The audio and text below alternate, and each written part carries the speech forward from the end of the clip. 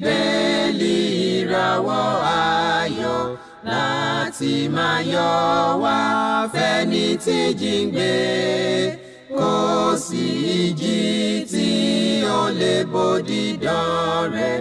Jésù ti gbà àwọn tó ti sọnù. Fún mi bíbélì, ròyìn mímọ́ dídán, mọ́lẹ̀ rẹ̀ yóò tọ́ mi lọ́nà tòrò. Ẹ̀kọ́ ìlérí òfin ìfẹ́ papọ̀, kóru tó kọjá sọ́jà ìnípẹ̀kun. A kí wa káàbọ̀ sí ètò yín ètò wa jẹ́ kí bíbélì sọ̀rọ̀, ètò tí ìjọ Kristi lóńdó àti ìjọ Kristi níbi gbogbo tí wọ́n ń ṣe olùgbọ̀wọ́ rẹ̀. Orúkọ tèmi kò yí padà, Fasonu Victor, Ajihinrere Kristi. Kí a tó tẹ̀síwájú nínú ohun gbogbo ní wákàtí yìí, ẹ jẹ́ kí a tẹríba fún àdúrà. Ọlọ́run wa, bàbá wa, ẹlẹ́dàá wa, a dúpẹ́ lọ́wọ́ yín fún ohun gbogbo, ire gbogbo tí a ń rí gbà lọ́dọ̀ yín. A dúpẹ́ fún ìwàláàyè aláìlẹ́gbẹ́ lórí ayé wa lónìí àti lọ́jọ́ gbogbo, àtàwọn tó ń wò wá nílé. A fògo forúkọ yín. Ẹ bá wa péjọpọ̀ nínú ìkẹ́kọ̀ọ́ bíbélì tòní, kí ẹ sì kọ́ wa mọ̀ ọ́ ṣe. Lórúkọ Jésù Kristi Olúwa wa, àmín. Lẹ́ẹ̀kan sí, a fi ògo, ọlá, agbára àti ìyìn fún Ọlọ́run ẹlẹ́dàá wa, fún oore rẹ̀ àti fún iṣẹ́ ìyanu rẹ̀ lórí ènìyàn gbogbo. Ènìyàn bá máa yin Olúwa fún oore rẹ̀ àti fún iṣẹ́ ìyanu rẹ̀ lórí ènìyàn gbogbo. Ọlọ́run dára sí wa lọ́pọ̀lọpọ̀, a sì fi ògo, ọlá, agbára àti ìyìn fún Ọlọ́run ẹlẹ́dàá wa. A tún kí yín káàbọ̀ lẹ́ẹ̀kan sí ètò yín, ètò wa jẹ́ kí bíbélì sọ̀rọ̀, ètò tí à ń gba bíbélì láàyè nìkan láti sọ̀rọ̀ nínú ohun gbogbo, láti dúró gẹ́gẹ́ bí atọ́ka tí ó mú wa padà sí ọ̀dọ̀ Ọlọ́run ẹlẹ́dàá wa. A dúpẹ́ lọ́wọ́ Ọlọ́run fún àwọn ènìyàn wa tó ń wò wá nílé, àti oore ọ̀fẹ́ Ọlọ́run àtàlàáfíà Ọlọ́run lórí ayé yín. Àlàáfíà àti ìwàláàyè Ọlọ́run àti ìbùkún rẹ̀ aláìlẹ́gbẹ́ kò ní kúrò lórí ayé ẹnìkọ̀ọ̀kan wa lórúkọ Jésù. Ẹ jẹ́ ká jọ máa kẹ́kọ̀ọ́ bíbélì papọ̀, kí a sì mọ ohun tí ìfẹ́ Ọlọ́run já sí fún ọkàn wa. Ọlọ́run yóò sì ràn wá lọ́wọ́ lórúkọ Jésù. Gẹ́gẹ́ bí a sọ fún wa ní ọ̀sẹ̀ tó kọjá lọ pé a ó tẹ̀síwájú nínú kíkẹ́kọ̀ọ́ tí a gbé kalẹ̀ ní ọ̀sẹ̀ tó kọjá lọ nípa ta ni ọ̀tá Ọlọ́run. Ta ni ọ̀tá Ọlọ́run la fẹ́ tẹ̀síwájú, apá kejì rẹ̀ la fẹ́ tẹ̀síwájú ní wákàtí yìí. Ní ọ̀sẹ̀ tó kọjá la sọ fún wa pé Ọlọ́run èyí tí ó dá ayé àtọ̀run àti gbogbo tí ń bẹ nínú rẹ̀, Ọlọ́run àánú ni, Ọlọ́run ìfẹ́ ni, Ọlọ́run oore ọ̀fẹ́ ni, Ọlọ́run ìbùkún ni, àti Ọlọ́run owú ni bákan náà.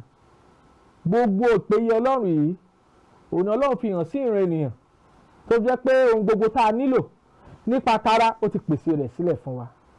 Ohun gbogbo tá a nílò nípa tẹ̀mí láti ní ìgbàlà Ọlọ́run ó ti pèsè rẹ̀ sílẹ̀ fún wa.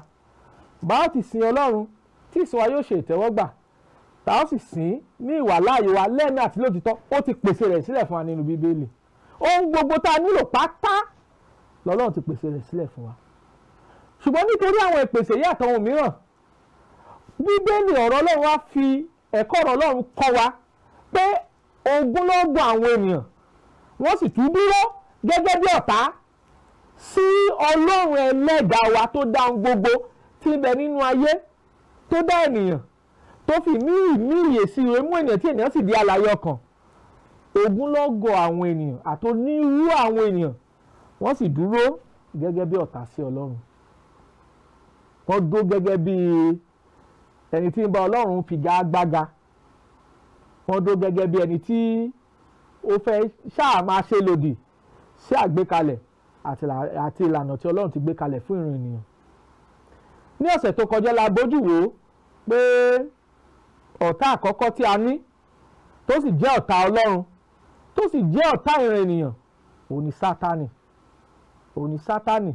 Àwọn ẹsẹ̀ Bíbélì èyí tí Ọlọ́run fi hàn wá pé Sátánì dúró gẹ́gẹ́ bí ọ̀tá. A ti gbé àwọn ẹsẹ̀ Bíbélì yẹ̀wò ní ọ̀sẹ̀ tó kọjá lọ, ṣùgbọ́n láti tún rán wa létí pé Sátánì ó dúró gẹ́gẹ́ bí ọ̀tá ènìyàn, ọ̀tá Ọlọ́run ni, ọ̀tá àlàáfíà ni, ọ̀tá ìwà bí Ọlọ́run ni, àti ọ̀tá ìgbàlà Ọlọ́run ni. Gbogbo tọ́lọ́run ní kí a mọ̀, tọ́lọ́run fẹ́ ká mọ̀, èyí tó ti kọ́ wa nínú ọ̀rọ̀ rẹ̀ nípa ìgbàlà Ọlọ́run, nípa bá ṣe gbé ìgbé ayé àlàáfíà àti fi hàn wá nínú Bíbélì. Ṣùgbọ́n ọ̀tá ẹ̀mí, ọ̀tá Ọlọ́run, ọ̀tá ìran ènìyàn kò fẹ́ ká dúró nínú rẹ̀, kí n ṣe Sátánì.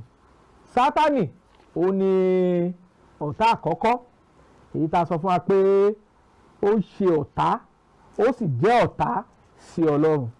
Bó ti jẹ́ ọ̀tá sí Ọlọ́run tó, kò fẹ́ kí gbogbo ìran ènìyàn pátá kí a rí ojú rere gbà lọ́dọ̀ Ọlọ́run ẹlẹ́dàá wa nípa pé àṣẹ tí Ọlọ́run gbé kalẹ̀ gẹ́gẹ́ bí àṣẹ. Ìdí náà ló fi fẹ́ láti kó ogúnlọ́gọ̀ àwọn ènìyàn sí abẹ́ ìṣàkóso rẹ̀ kí wọn kó lè máa tẹ̀lé, kí wọn kó lè máa ṣe ohun tó pa láṣẹ.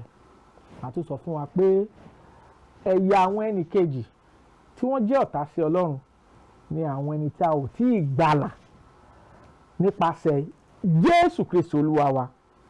Àwọn ẹni tí ò tí ì di ẹni ìgbàlà nípasẹ̀ ìrere òtítọ́ kan ṣoṣo tí a fi lé gbogbo ìran ènìyàn lọ́wọ́ lónìí, tí í ṣe ìrere Jésù Kristi Olúwa wa.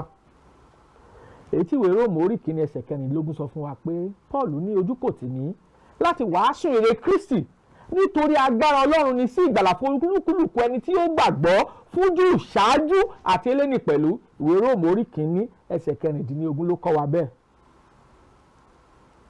Sátánì fẹ́ kí àwọn kan máa gba ìrere Jésù Kristi Olúwa wa gbọ́, kò sì fẹ́ kí wọ́n gbà pé Ọlọ́run ti ṣètò ìgbàlà, ó ti ṣètò láti gbà wá là ní ìgbà tí ènìyàn ṣubú nínú májẹ̀mú àti ìlérí àti wà láàyè Ọlọ́run.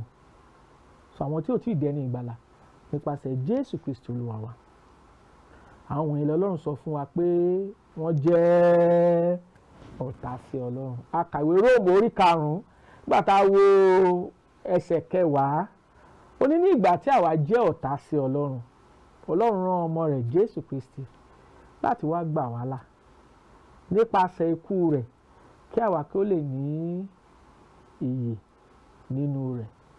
Ẹ wo ohun iyebíye, ẹ wo Ọlọ́run ìfẹ́, Ọlọ́run ìgbàlà, Ọlọ́run àánú, Ọlọ́run ìbùkún tí à ń sìn. Ẹ wo ní irú ìpèsè gbogbo tó ti pèsè sílẹ̀ fún wa. Àwọn tí ò tí ì mọ Ọlọ́run, tí ò tí ì gba Ọlọ́run gbọ́, a sọ fún wa nínú ọ̀rọ̀ Ọlọ́run pé wọ́n jẹ́ ọ̀tá sí Ọlọ́run. Ìwọ ńkọ́? Ẹ̀yin tẹ́ ń wò mí ńkọ́? Ṣé ti bá Ọlọ́run làjà? Ṣé ti ṣetán láti gbé ìgbé ayé àlàáfíà lọ́dọ̀ Jésù Kristi, nínú Jésù Kristi Olúwa wa? Ẹ má dúró gẹ́gẹ́ bí ọ̀tá, ẹ má múra yín gẹ́gẹ́ bí ọ̀tá sí Ọlọ́run. Ohun tẹ́ ó ṣe láti fi di ọ̀rẹ́, Ọlọ́run ti gbé kalẹ̀ fún wa, ó sì gbé yẹ̀wò nínú ìdálẹ́kọ̀ọ́ tòní. So àwọn ẹ̀yà kejì nìyí tí wọ́n jẹ́ ọ̀tá sí Ọlọ́run. Ẹ̀yà ìkẹta tí wọ́n jẹ́ ọ̀tá sí Ọlọ́run, àwọn tí wọ́n nífẹ̀ẹ́ ayé jíjẹ, tí wọ́n nífẹ̀ẹ́ ayé jíjẹ.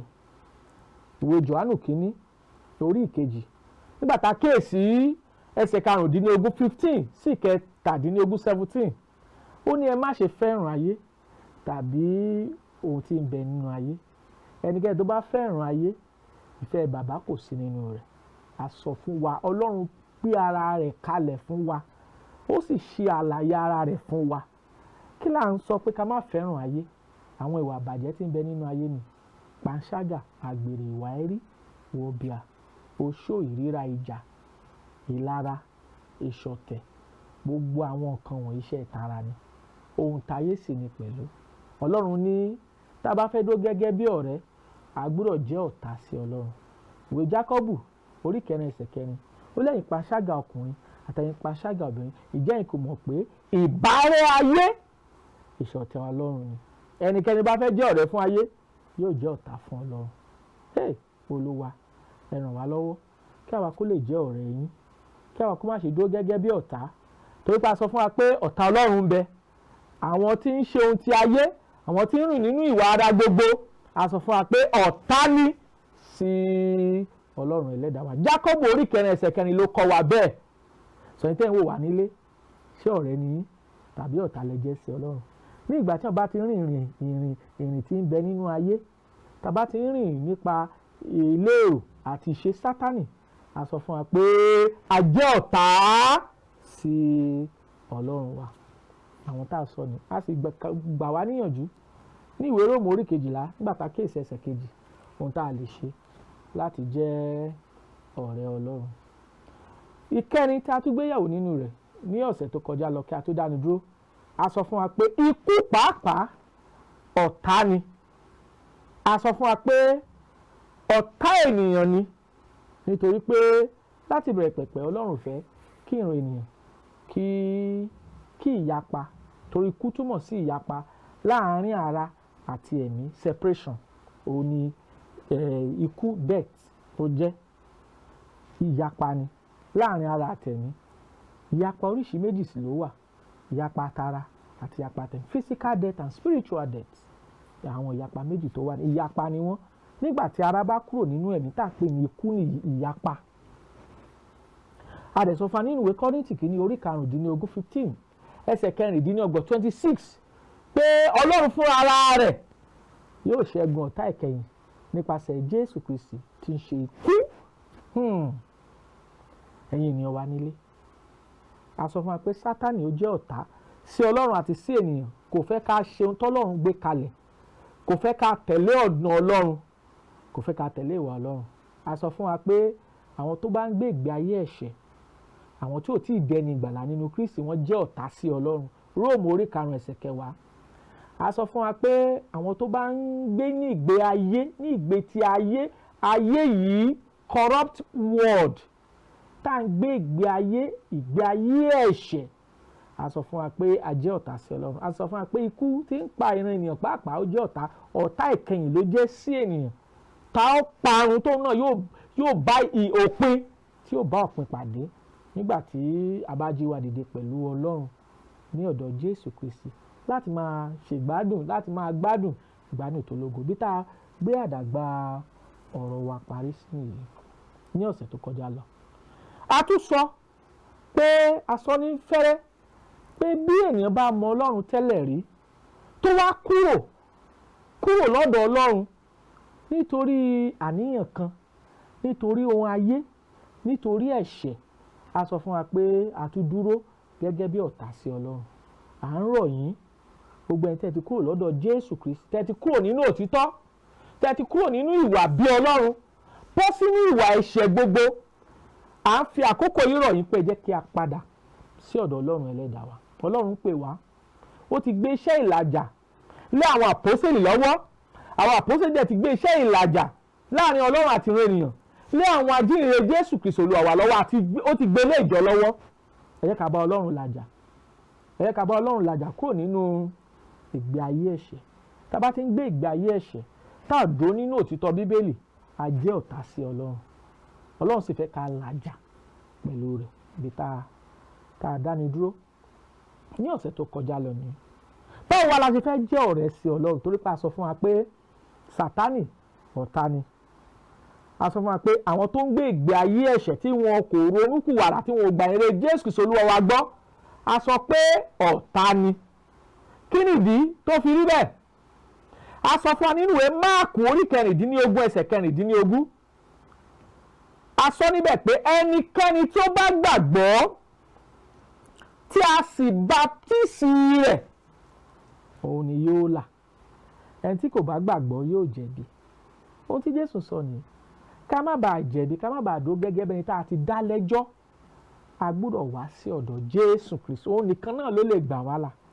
Òun ni bíṣọ̀bù ọkàn wa, òun ni balógun ẹ̀mí wa, òun ni ìgbàlà wa, òun la lè wá sí ọ̀dọ̀ rẹ̀. Òun náà ló pàṣẹ nínú ìwé Hébérù orí 12 ẹsẹ̀ 2, ó ní ẹ máa wo Jésù olùpilẹ̀ṣẹ̀ àti aláṣepé ìgbàgbọ́ wa. Ẹ̀ṣẹ̀kẹ́ṣẹ̀ yóò tó bá ń bẹ lọ́wọ́ wa tí a ti fira wa, tí a ti sọra wa di ọ̀tá sí Ọlọ́run, a lè sọra wa dọ̀rẹ́. Ọlọ́run ti gbé àgbékalẹ̀ rẹ̀ kalẹ̀ bá a ṣe lè di ọ̀rẹ́ Ọlọ́run. Ẹ ká wo Bíbélì, tá a bá ń sọ nípa dídi ọ̀rẹ́ Ọlọ́run, báwo la ṣe lè jẹ́ ọ̀rẹ́ sí Ọlọ́run? Ẹ ká wo ìwé Àìsáyà orí kọkànlé ní ogójì 41 nígbà tá a wo ẹsẹ̀ kẹjọ a fẹ́ wo ẹnìkan nínú bíbélì tí a pè ní ọ̀rẹ́ Ọlọ́run tí ń ṣe Ábúráhámù. Báwo ló ṣe jẹ́ ọ̀rẹ́ Ọlọ́run? Kí ni àwọn nǹkan wọn ní tó ṣe tá a fi pè ní ọ̀rẹ́ Ọlọ́run? Ẹgbọ́n tí ìwé Àìsáyà orí kọkànlé ní ogójì 41 ẹgbọ́n tí ẹsẹ̀ kẹjọ sọ nípa Ábúráhámù. Ó ní ṣùgbọ́n ìwọ Ísírẹ́lì ni ìránṣẹ́ mi, Jákọ́bù ẹni tí mo ti yàn, irú ọmọ Ábúráhámù ọ̀rẹ́ mi. A pè Ábúráhámù ní ọ̀rẹ́ Ọlọ́run. Báwo ni Ábúráhámù ṣe jẹ́ ọ̀rẹ́? Ká tó wo bí Ábúráhámù ṣe jẹ́ ọ̀rẹ́, ẹ ká wo àwọn ẹsẹ̀ bíbélì tó fẹsẹ̀ wá múlẹ̀ pé Ábúráhámù ọ̀rẹ́ ni sí Ọlọ́run. Ẹ ká wo Króníkà kejì orí 20 Króníkà kejì orí 20 ká wo ẹsẹ̀ keje rẹ̀ ká gbọ́ ohun tí bíbélì sọ. À ń wo àwọn ẹsẹ̀ bíbélì tó fẹsẹ̀ wá múlẹ̀ pé Ábúráhámù ó jẹ́ ọ̀rẹ́ Ọlọ́run. Króníkà kejì orí 20 nígbà tá a kíyèsí ẹsẹ̀ kejì. Ẹ gbọ́ o. Ó ní ìwọ akọ Ọlọ́run wa tí ó ti lé àwọn ará ilẹ̀ yìí jáde níwájú Ísírẹ́lì ènìyàn rẹ̀, tí ó sì fún irú ọmọ Ábúráhámù ọ̀rẹ́ rẹ̀ láéláé. A ti wo ẹsẹ̀ bíbélì méjì tó fi ẹsẹ̀ wa múlẹ̀ pé Ábúráhámù a kọ́ nínú ọ̀rọ̀ Ọlọ́run pé ọ̀rẹ́ Ọlọ́run ni. Àkọ́kọ́ a wo ìwé Àìsáyà orí kọkànlé ní ogójì 41 nígbà tá a kíyèsí ẹsẹ̀ kẹjọ a sọ fún wa pé Ọlọ́run mọ Ísírẹ́lì gẹ́gẹ́ bí ìránṣẹ́. Ọlọ́run yan Jákọ́bù, Ọlọ́run ọ̀rẹ́ Ábúráhámù sì ni ọ̀rẹ́ Ọlọ́run. A rí ní ìwé Àìsáyà orí kọkànlé ní ogójì 41 ẹsẹ̀ kẹjọ. A tún rí nínú ìwé Króníkà kejì orí 20 ẹsẹ̀ keje. Níbí yìí a sọ fún wa pé Ọlọ́run nínú àánú rẹ̀, nítorí Ísírẹ́lì ló lé àwọn èèyàn jáde kúrò lórí ilẹ̀, àti irú ọmọ Ábúráhámù tó ń ṣe ọ̀rẹ́ Ọlọ́run láéláé. Ẹ ká tún wo ẹsẹ̀ bíbélì kan sí ìwé Jákọ́bù ká gbọ́n tọ̀rọ̀ Ọlọ́run sọ nípa ọ̀rẹ́ Ọlọ́run, bá a ṣe lè di ọ̀rẹ́ Ọlọ́run. A pè Ábúráhámù ní ọ̀rẹ́ Ọlọ́run ká gbọ́n tí bíbélì sọ. Jákọ́bù orí kejì pàtàkìyèsí ẹsẹ̀ kẹtàlé ní 23 kí l'Ọlọ́run wí. Ó ní ìwé Mósè ti ṣẹ tí ó wí pé Ábúráhámù gba Ọlọ́run gbọ́, a sì kà á sí òdodo fún, a sì pè é ní ọ̀rẹ́ Ọlọ́run. Báwo ló ṣe rí bẹ́ẹ̀? Báwo ni Ábúráhámù ṣe jẹ́ ọ̀rẹ́ Ọlọ́run? Ẹ má sì jẹ́ ká gbàgbé kókó ẹ̀kọ́ tá à ń gbé yẹ̀wò ni ta ni ọ̀tá Ọlọ́run. A ti gbé yẹ̀wò àwọn ẹni tí a pè ní ọ̀tá Ọlọ́run. A wá sọ pé ipò ọ̀tá ò yẹ wá gẹ́gẹ́ bẹ́ni tó fẹ́ fi ilé ológo ṣebùgbé ní ìkẹyìn ọjọ́. A gbọ́dọ̀ jẹ́ ọ̀rẹ́ Ọlọ́run. A wá wo bíbélì, a rí kà pé Ábúráhámù lẹni àkọ́kọ́ tá a kọ́kọ́ pè ní ọ̀rẹ́ Ọlọ́run. A sì wo gbogbo ẹsẹ̀ bíbélì tó gbé àgbékalẹ̀ yìí kalẹ̀ nínú ọ̀rọ̀ Ọlọ́run. Ẹ mọ̀ pé ètò ìdálé lórí JEKI BIBELI SORO. A wo ìwé Àìsáyà orí kọkànlé ní ogójì 41 nígbà tá a kíyèsí ẹsẹ̀ kẹjọ. A wo ìwé Króníkà kejì orí 20 ẹsẹ̀ keje. A sì wo ìwé Jákọ́bù orí kejì ẹsẹ̀ kẹtàléníogún tó fẹsẹ̀ wá múlẹ̀ pé Ábúráhámù ó jẹ́ ọ̀rẹ́ Ọlọ́run. Báwo ni Ábúráhámù ṣe jẹ́ ọ̀rẹ́ Ọlọ́run? Ìwé Jákọ́bù orí kejì ẹsẹ̀ kẹtàléníogún ló tàn mọ́lẹ̀ sí dáradára fún wa jù. Ó ní ìwé mímọ́ sì ṣẹ tí ó wí pé Ábúráhámù gba Ọlọ́run gbọ́. Kọ́kọ́ nìyí. Báwo ló ṣe rí bẹ́ẹ̀ tí Ábúráhámù fi gba Ọlọ́run gbọ́? Nígbà tá a kíyèsí ìwé Genesis orí 11 a rí ibi tí Ábúráhámù ń gbé tẹ́lẹ̀, a rí pé ti Kándísè ló ń gbé. Nígbà tó di Genesis orí 12 Ọlọ́run kọ sí Ábúráhámù, ó pe Ábúráhámù jáde, ó pé gbogbo ìdílé rẹ̀ kó fi sílẹ̀, àwọn ẹbí rẹ̀ kó fi sílẹ̀, ohun gbogbo tó ní kó fi sílẹ̀, kó dìde, òun fẹ́ mú lọ sí ibì kan, orílẹ̀-èdè kan, pé òun fẹ́ fi ara òun wọ̀n. Ibi tí Ábúráhámù ò mọ̀ rí, ibi tí Ábúráhámù ò lọ rí, ibi tí Ábúráhámù ò dé rí, ó sì gba ohùn Ọlọ́run gbọ́. Ó sì dìde, ó sì ṣe, Ọlọ́run sì pàṣẹ ìbùkún gbọ́, wá ṣe ìbùkún fún. Ìdáhùn ni pé ṣé nígbà tó Ọlọ́run pè Ábúráhámù tó pàṣẹ ìbùkún fún, ṣé ó ti bùkún fún lẹ́sẹ̀kẹsẹ̀? Rárá o. Àfi ìgbà tí Ábúráhámù bẹ̀rẹ̀ sí tó gbọ́ ọ̀rọ̀ Ọlọ́run tó sì bẹ̀rẹ̀ sí ń ṣe, ó ní Ábúráhámù já sí ìbùkún. Ábúráhámù gbọ́ ọ̀rọ̀ Ọlọ́run, ó gbà á, nígbà tó Ọlọ́run pé ó gbà á, ó dìde, ó sì ṣe gẹ́gẹ́ bí Ọlọ́run ti pa láṣẹ. Bí a bá fẹ́ jẹ́ ọ̀rọ̀ Ọlọ́run lónìí, bí ọ̀rọ̀ Ọlọ́run bá kọ sí wa, gbọ́dọ̀ gbà á, torí pé Ábúráhámù tá a pè ní ọ̀rọ̀ Ọlọ́run, ó gbọ́ ohùn Ọlọ́run, ó sì gbà á, ó sì dìde. Gbogbo ìṣẹ̀lẹ̀ tó ṣẹlẹ̀ sí ìgbé ayé Ábúráhámù jẹ́ ẹni tó gbọ́ràn sí àṣẹ Ọlọ́run, ó gbọ́ràn sí ìpè Ọlọ́run. Ọlọ́run pè pé kó dìde, kó kúrò lórílẹ̀‐èdè rẹ̀, kó lọ sí orílẹ̀‐èdè kan tóun yóò fi hàn. Ó sì pàṣẹ pé òun ó sọ di ńlá láláì bímọ. Ṣùgbọ́n ó gba ohùn Ọlọ́run gbọ́, ó sì dìde, ó sì gbàgbọ́. Bá ti ń pèèyàn, bí èèyàn ti ń jẹ́ ọ̀rẹ́ Ọlọ́run, tí Ọlọ́run bá pè, tá a dìde, tá a sì ṣe ohun tó pa láṣẹ, tá a ti jẹ́ ọba àti lè jẹ́ ọ̀rẹ́ Ọlọ́run. Ṣùgbọ́n tí Ọlọ́run bá pè wá, tá ò dáhùn, tó fi ìpè rere pè wá lónìí, tá ò gbọ́ ìpè náà, báwo la ṣe dó gẹ́gẹ́ bí ọ̀rẹ́ fún Ọlọ́run? Ábúráhámù tá a pè ní ọ̀rẹ́ Ọlọ́run, ó gbọ́ ìpè Ọlọ́run, ó gba ìpè náà, ó sì gbọ́n sí àṣẹ Ọlọ́run. Níta ń pè ní bí èèyàn ṣe lè jẹ́ ọ̀rẹ́ Ọlọ́run ni. Ọlọ́run pè, ó dìde. Nígbà tó yá, Ọlọ́run tún fi ìlérí rẹ̀, ó fi múlẹ̀ nínú ayé rẹ̀. Nígbà tó yá, nípa ti irú ọmọ pàápàá, Ọlọ́run tún pèsè irú ọmọ fún. Nígbà tó tún ní irú ọmọ tán, Ọlọ́run tún ní kó dìde, kó fi irú ọmọ náà tí ń ṣe Ísákì kó lọ fi rúbọ, ó sì tún ṣe é. Níta ń pè ní kéèyàn gbọ́ràn sí àṣẹ Ọlọ́run nìyí. Bí èèyàn bá gbọ́ràn sí àṣẹ Ọlọ́run, yóò di ọ̀rẹ́ Ọlọ́run. Ábúráhámù ṣe bẹ́ẹ̀. Ábúráhámù gbọ́, ó dìde, ó ń tẹ̀lé òfin Ọlọ́run gẹ́gẹ́ bí àgbékalẹ̀ ọ̀rọ̀ rẹ̀. A ṣe lè di ọ̀rẹ́ Ọlọ́run ni. A sì fi ẹsẹ̀ wa múlẹ̀ pé ìwé mímọ́ ó ti di àṣẹ pé Ábúráhámù ó gba Ọlọ́run gbọ́, a sì kà á sí òdodo fún. A kà á sí òdodo. Báwa náà bá fẹ́ jẹ́ ọ̀rẹ́ Ọlọ́run lónìí, tá a bá fẹ́ dó gẹ́gẹ́ bí ọ̀tá sí Ọlọ́run, a gbọ́dọ̀ gba ohùn Ọlọ́run gbọ́, a gbọ́dọ̀ gba ọ̀rọ̀ Ọlọ́run gbọ́ nípa ìgbàlà ọkàn wa. A gbọ́dọ̀ tẹ̀lé àṣẹ tá a ti bá lọ́wọ́ àwọn àpọ́stélì, bàbá fẹ́ dó gẹ́gẹ́ bí ọ̀tá sí Ọlọ́run. Eléyìí ṣe pàtàkì. Ábúráhámù gbọ́ràn, Ábúráhámù sì ní ìgbẹ́kẹ̀lé sí Ọlọ́run. Àwa náà gbọ́dọ̀ ní ìgbẹ́kẹ̀lé sí Ọlọ́run alààyè, torí pé Ọlọ́run wa Ọlọ́run ìfẹ́ ni, àánú ni, ìbùkún ni, ìpèsè ni. Ohun rere gbogbo àtọ̀dọ̀ rẹ̀ ló ti wá fún gbogbo ìran ènìyàn.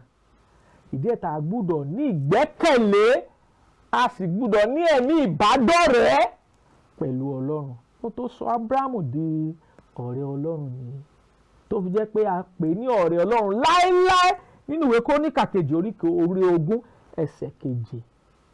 Àwa náà lè di ọ̀rẹ́ Ọlọ́run gẹ́gẹ́ bí àpẹẹrẹ tàrí inú ìgbé ayé Ábúráhámù. Èkejì, Jésù Kristi tún lo èdè ọ̀rẹ́. Jésù Kristi lo èdè ọ̀rẹ́ nínú ìwé Jòhánù orí 15. Ó lo èdè ọ̀rẹ́ fún àwọn ọmọlẹ́yìn rẹ̀. Ẹ wo láti ẹsẹ̀ 13, ẹgbọ́n tó Olúwa wí. Jòhánù orí 15. A fẹ́ kíyèsí láti ẹsẹ̀ 13, báwo la ṣe lè jẹ́ ọ̀rẹ́ Ọlọ́run, torí pé à ń sọ̀rọ̀ nípa ta ni ọ̀tá Ọlọ́run. A ti gbé àgbékalẹ̀ àwọn tó ń ṣe ọ̀tá Ọlọ́run. Sátánì ọ̀tá Ọlọ́run ni. Àwọn tí kò gba ìyìnrere Kristi gbọ́ ọ̀tá Ọlọ́run ni wọ́n. Àwọn tó ń gbé ìgbé ayé àìwà bí Ọlọ́run ọ̀tá Ọlọ́run ni wọ́n. Ikú pàápàá a sọ pé ọ̀tá ni fún ènìyàn. A sọ pé àwọn tó ti wà nínú Kristi rí tí wọ́n kúrò nínú Kristi tó bẹ̀ sí ń ja ayé yìí, a sọ fún wa pé ọ̀tá ni wọ́n sí Ọlọ́run. Báwo la ṣe lè jẹ́ ọ̀rẹ́ Ọlọ́run? Àwa wo ìgbé ayé Ábúráhámù, bí ó ti gba ìpè Ọlọ́run, bó ti gbàgbọ́, bó ti dúró nínú ọ̀rọ̀ Ọlọ́run, bó ti ní ìgbẹ́kẹ̀lé tó péye nínú Ọlọ́run. Jésù Kristi wá lo èdè ọ̀rẹ́ bákan náà nínú ìlànà iṣẹ́ ìsìn rẹ̀ nígbà tó ń kọ́ àwọn ọmọlẹ́yìn rẹ̀ jọ. Kí ló sọ nípa ọ̀rọ̀ tá à ń pè ní ọ̀rẹ́? Jòhánù orí 15, gbàtà kéèsì láti ẹsẹ̀ 13, kí ni Olúwa wí? Ẹ gbọ́ o. Ó ní kò sì sí ẹnìkan tí ó nífẹ̀ẹ́ tó dàbí ju èyí lọ pé ẹnìkan fi ẹ̀mí rẹ̀ lélẹ̀ nítorí àwọn ọ̀rẹ́ rẹ̀. ọ̀rẹ́ mi ni ẹ̀yin ń ṣe bí ẹ̀yin bá ń ṣe ohun tí mo pa láṣẹ fún yín. Ẹ wo ẹsẹ̀ 15. Èmi kò sì pè yín ní ọmọ ọ̀dọ̀ mọ́, nítorí ọmọ ọ̀dọ̀ kò mọ ohun tí olúwa rẹ̀ ń ṣe, ṣùgbọ́n èmi pè yín ní ọ̀rẹ́, nítorí ohun gbogbo tí mo ti gbọ́ láti ọ̀dọ̀ bàbá mi wá mo ti fi hàn fún yín. Jésù sọ pé ó sọ̀rọ̀ nípa ọ̀rẹ́. Ó ní ọ̀rẹ́ mi ni ẹ̀yin ń ṣe tẹ́yin bá ṣe ohun gbogbo tí mo pa láṣẹ fún yín. Báwo la ṣe lè di ọ̀rẹ́ Ọlọ́run?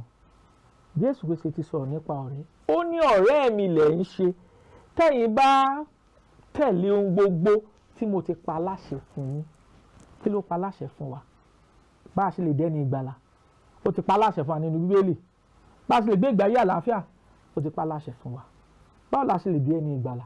Àṣẹ tí Kristi pa, ó ní ká gbọ́ ọ̀rọ̀ Ọlọ́run, ká gbàgbọ́, ká ronúpìwàdà, ká fẹnu ara wa jẹ́wọ́ ìgbàgbọ́ pé Jésù Kristi ọmọ Ọlọ́run ń ṣe, ká sì jọ̀wọ́ ara wa fún ìrìbọmi, ká rì wá bomi gẹ́gẹ́ bí àpẹẹrẹ ikú, sísìnkú àti àjíǹde Jésù, gẹ́gẹ́ bí ẹ̀kọ́ tí Kristi fúnra ara rẹ̀ kọ́ ní ìwé Máàkù orí 16 ẹsẹ̀ 16. Ẹnikẹ́ni tó bá gbàgbọ́ tí a sì baptisi rẹ̀ yóò là, ẹni tí kò bá gbàgbọ́ yóò jẹ̀bi. Àti gẹ́gẹ́ bí àwọn àpọ́sẹ̀lì ti kọ́ ní ìṣe àpọ́sẹ̀lì orí 2 ẹsẹ̀ 38, 38, nígbà tí wọ́n béèrè lọ Pétérù pé kí ni kí àwa kí o ṣe. Pétérù sì dáhùn pé ẹ ronúpìwàdà kí a sì baptisi olúkúlùkù yín ní orúkọ Jésù Kristi fún ìmúkúrò ẹ̀ṣẹ̀ yín, yóò sì gba ẹ̀bùn ẹ̀mí mímọ́. Tá a bá ṣe ohun tọ́lọ́run pa láṣẹ, tá a bá ṣe, nígbà náà la jẹ́ ọ̀rẹ́ sí Ọlọ́run, a ò ní jẹ́ ọ̀tá sí Ọlọ́run mọ́. A máa gbé ìgbé ayé ìfẹ́, ìgbé ayé àlàáfíà, a máa gbé ìgbé ayé ìgbọràn sí àṣẹ àti ìlànà Ọlọ́run, a sì máa sèso ẹ̀mí. Bá a ṣe lè jẹ́ ọ̀rẹ́ Ọlọ́run nìyí. Àdúrà wa àtẹ̀bẹ̀ wa sí Ọlọ́run ni pé Ọlọ́run yóò fi ìfẹ́ rẹ̀, yóò sì kọ́ wa ní ẹ̀kọ́ ọ̀rọ̀ rẹ̀ láti ṣe ohun tó tọ́ àti tó yẹ. Afẹ́kẹ́ wádìí ìjọ Kristi ní gbogbo tẹ́ ẹ bá wà, kẹ́ lọ sí ìjọ Kristi ní agbègbè yín, kẹ́ sì béèrè nípa ìgbàlà ọkàn yín, kẹ́ sì béèrè bá ṣe jọ́sìn tí ìsọ̀wá yóò ṣe ìtẹ́wọ́gbà sí Ọlọ́run. Ọlọ́run yóò wà pẹ̀lú yín, yóò wà pẹ̀lú wa, yóò sì ràn gbogbo wa lọ́wọ́ láti ṣèfẹ́ rẹ̀ lórúkọ Jésù Kristi Olúwa wa. Àmín. Tí ẹ bá fẹ́ béèrè ìbéèrè tàbí ẹ ní ẹ̀bẹ̀ fún àdúrà, àwọn nọ́mbà tẹ́ ó pè wá sí nìyí: 08057444902 tàbí 08065717023. Kí àlàáfíà àti wàláàyè Ọlọ́run kó máa bá wa gbé títí láéláé. Àmín. Fún mi ní Bíbélì ìràwọ̀ ayọ̀ láti máa yọ̀ wá fẹ́ni tí jíǹgbé, kò sí ìjì tí ó lè bòdì dán rẹ̀. Jésù ti gbà àwọn tó ti sọnù. Fún mi Bíbélì ìròyìn mímọ́ dídán, mọ́lẹ̀ rẹ̀ yóò tọ́ mi lọ́nà tòrò.